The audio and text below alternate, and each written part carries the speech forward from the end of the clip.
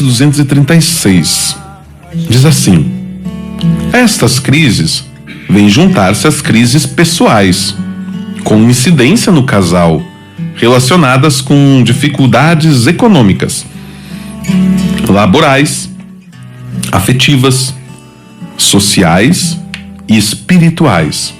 Vejam só, vamos lá, gente. Gosto de parar um pouquinho, meditar, esmiuçar. Nós falávamos sobre as crises que são comuns na vida do casal ontem, no programa de ontem. Ah, padre, eu não acompanhei. Então vai lá no YouTube, digita Portal do Peregrino e você vai ver lá o parágrafo 235 da Amores Letícia, que foi o programa de ontem. Tá muito legal, gente, tá muito bom. Falando sobre essas fases da vida. Cada fase da vida do casal vem acompanhado de uma crise, porque a crise ela tem a ver com um momento de transformação. É crescimento. Crise é crescimento. Toda vez que nós precisamos crescer, expandir, nós vamos passar por uma crise. Vamos dar um exemplo simples. Na casa, quando eu tenho uma casa e eu quero ampliar essa casa, olha, eu vou ampliar, vai crescer. Eu passo por uma crise. Por quê, padre? É porque a casa vou precisar desmanchar um pedaço.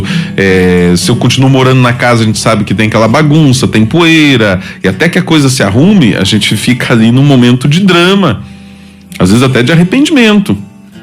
Por que eu fui mexer? Por que eu fui mexer agora? Então, essas situações.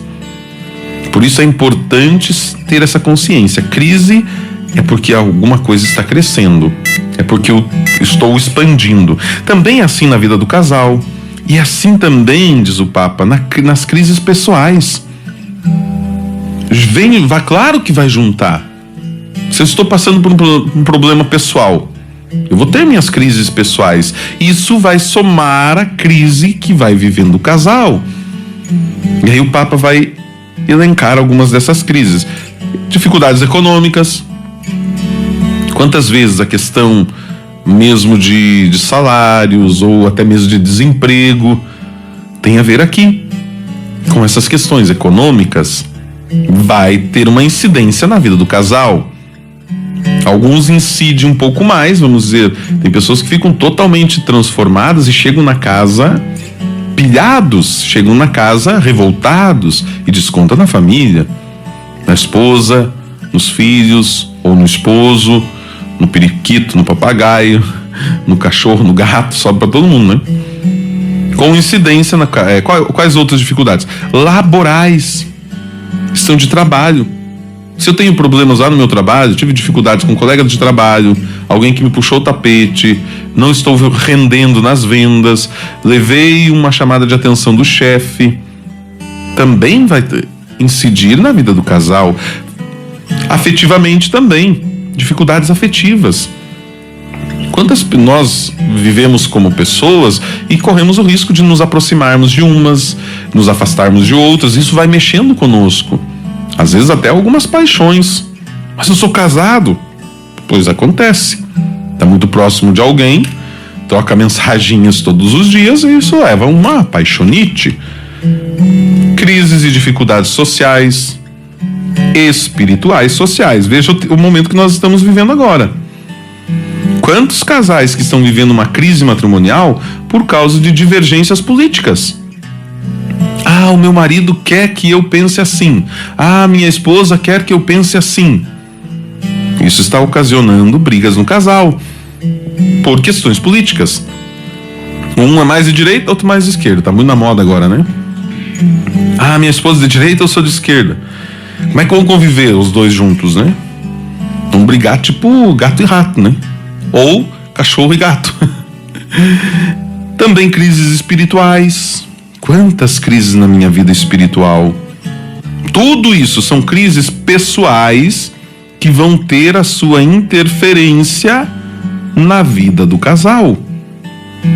E o Papa continua assim: e acrescentam-se circunstâncias inesperadas que podem alterar a vida familiar e exigir um caminho de perdão e reconciliação. É fundamental isso que o Papa nos propõe aqui. Não tem como viver uma vida matrimonial, uma vida do casal, se não tiver perdão e reconciliação. quem não sabe perdoar, quem não sabe reconhecer os próprios erros e pedir desculpa, e quem não sabe dar ao outro a oportunidade de recomeçar, não tem como viver uma vida de casal. É impossível uma vida de casal sem perdão.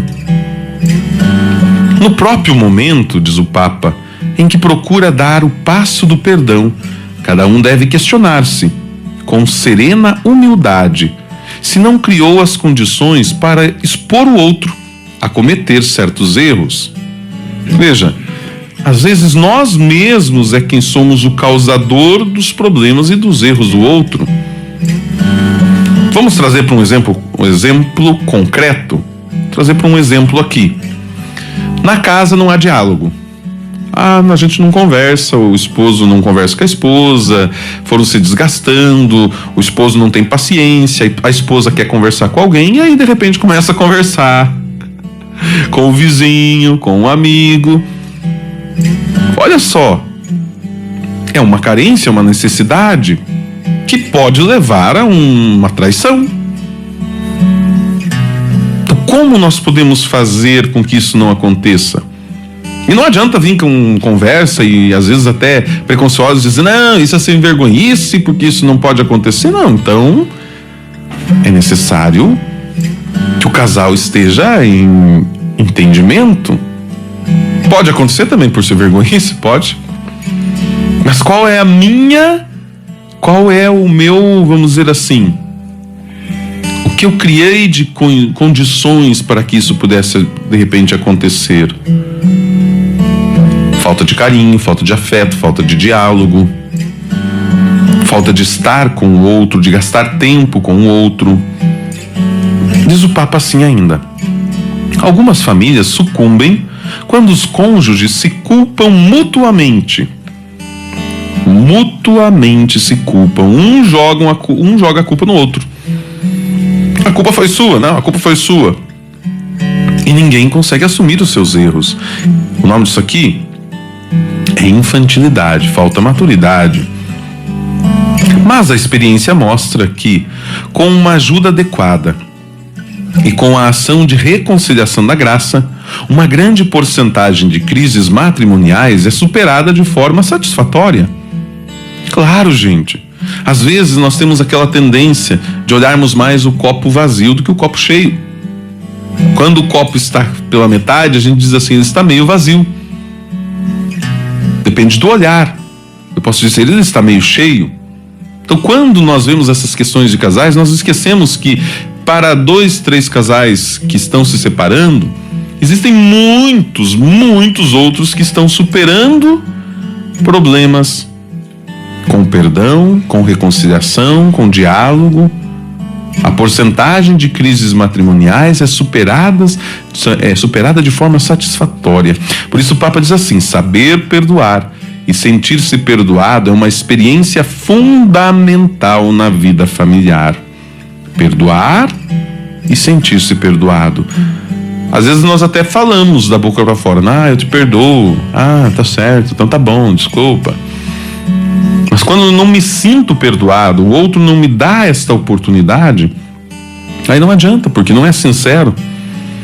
A difícil arte de reconciliação, diz o Papa, que tem necessidade de ajuda da graça, precisa da colaboração generosa de parentes e amigos, e às vezes, inclusive, de um apoio externo e profissional.